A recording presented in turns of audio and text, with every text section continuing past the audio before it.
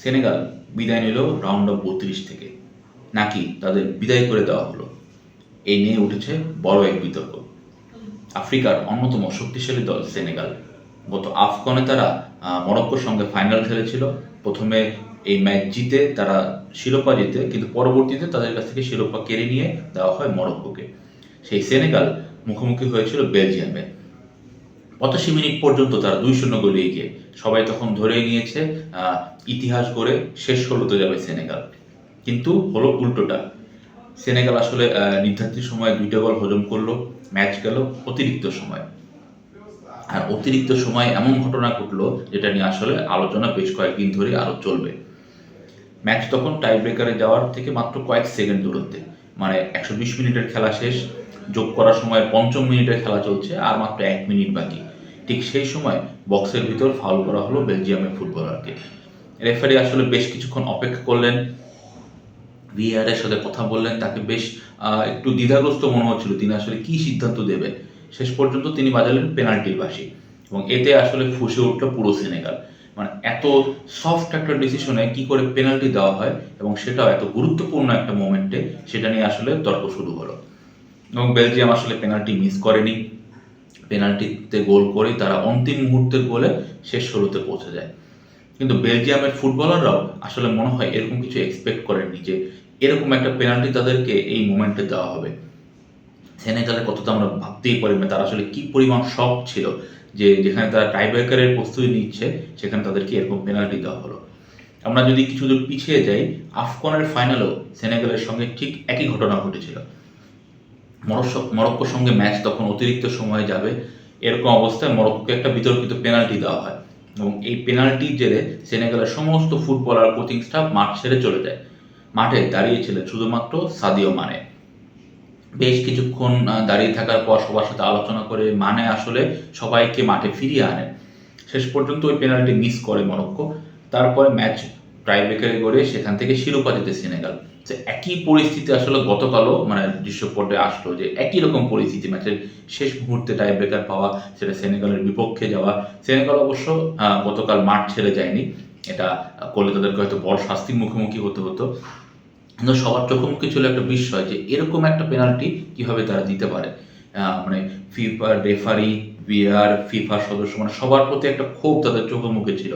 শুধু সেনেগাল নয়, ধারাভাষ্য যারা করছিলেন বা ম্যাচের পরবর্তী যারা অ্যানালাইসিস যারা করেছেন, সবাই বলছেন এত সফট পেনাল্টি আসলে ভিআরের মাধ্যমে কোনোভাবেই দেওয়া উচিত হয়নি রেফারির। এবং সেটা যখন মানে টাইব্রেকারের কয়েক সেকেন্ড আগের ঘটনা, তখন তো আরও নয়।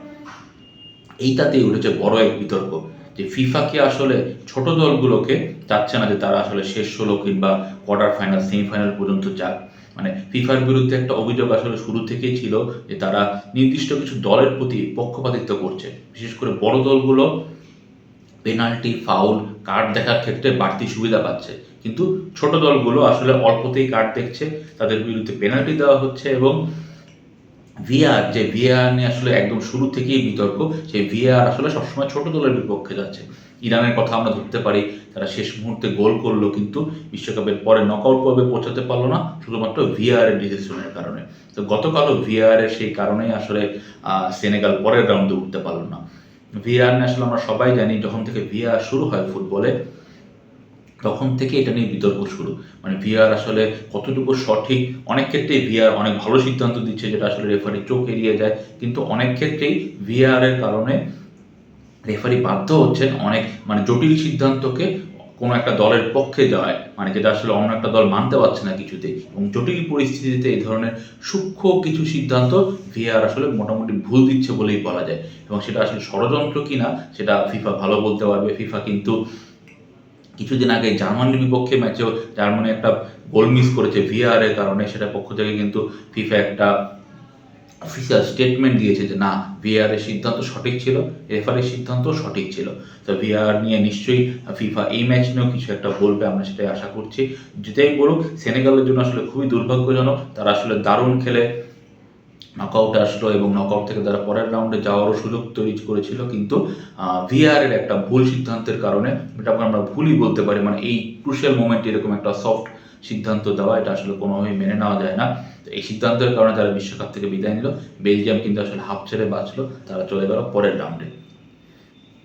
এরপরে যে ম্যাচটা নিয়ে আলোচনার কথা বলতেই হয় সেটা হচ্ছে ডিআর কঙ্গো ও হ্যারি কেনের ইংল্যান্ড। মানে ডিআর কঙ্গো কিন্তু কালকে এই বিশ্বকাপের সবচেয়ে বড় অঘটনটা ঘটিয়ে ফেলতে পারতো। মানে খেলা শুরু হওয়ার মাত্র কয়েক মিনিটের মাঝে তারা লিড নেয়। মানে ইংল্যান্ড আসলে এটা কল্পনাও করতে পারেনি যে কঙ্গো আসলে তাদের বিপক্ষে লিড নিবে, এবং এই লিডটা তারা ধরে রাখে ম্যাচের ৮০ মিনিট পর্যন্ত, মানে অবিশ্বাস্যভাবে। গতকাল তাদের ডিফেন্স এবং তাদের গোলকিপার কিন্তু মানে অসাধারণ পারফর্ম করেছে। তিনি কমপক্ষে ৫টা থেকে ৬টা গোল নিশ্চিতভাবে সেভ করেছেন কিপারের এই প্রতিরোধ ভাঙেন হ্যারি কেন। যে হ্যারি কেনকে নিয়ে এত আলোচনা যে তিনি এবার ইংল্যান্ডকে বিশ্বকাপ এনে দিতে পারবেন কিনা, সেই হ্যারি কেনের কল্যাণে ম্যাচে সমতা ফেরায় ইংল্যান্ড। সবাই আমরা ধরে নিয়েছিলাম আচ্ছা ম্যাচে তো সমতা ফিরলো, সেটা এখন অতিরিক্ত সময় যাবে, সেটা হতে পারে টাই ব্রেকারও। কিন্তু ম্যাচের যখন ৪ মিনিট বাকি তখন হ্যারি কেন জানালেন যে তাকে কেন আসলে এই জেনারেশনের অন্যতম সেরা স্ট্রাইকার মানা হয়। কঠিন একটা অ্যাঙ্গেল থেকে তিনি একটা দারুণ গোল করলেন, এবং এই গোলে আসলে ভাঙলো ডিআর কঙ্গোর স্বপ্ন। মানে কঙ্গো আসলে হয়তো কল্পনাও করেনি তারা ইংল্যান্ডকে টপকে পরের রাউন্ডে যাবে, কিন্তু ম্যাচের যে পরিস্থিতি তৈরি হয়েছিল সেটাতে কিন্তু এরকম আশা করা যেতই যে টাই ব্রেকার পর্যন্ত গিয়ে তারা ইংল্যান্ডকে হারিয়ে পরের রাউন্ডে যাবে। কিন্তু হ্যারি কেইন জাদুতে ইংল্যান্ড আসলে পরের রাউন্ডে চলে গেল।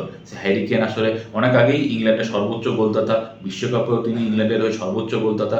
গতকাল তিনি ছাড়িয়ে গেলেন কিংবদন্তি পেলেকে। বিশ্বকাপে হ্যারি কেইনের গোল এখন ১৩টি, পেলের গোল ছিল ১২টি। তো তিনি এখন সমানভাবে অবস্থান করছে জো ফন্তেন এসে ১৩ গোলের রেকর্ডে। তার সামনে আছেন এখন ব্রাজিলের রোনালদো নাজারিও এবং মিরোস্লাভ ক্লোসা। তার সামনে আছেন এমবাপ্পে এবং মেসি। তো হ্যারি কেন আসলে এবারও গোল্ডেন বুটের দৌড়ে তিনিও রেসে থাকছেন এমবাপ্পে এবং মেসির সঙ্গে।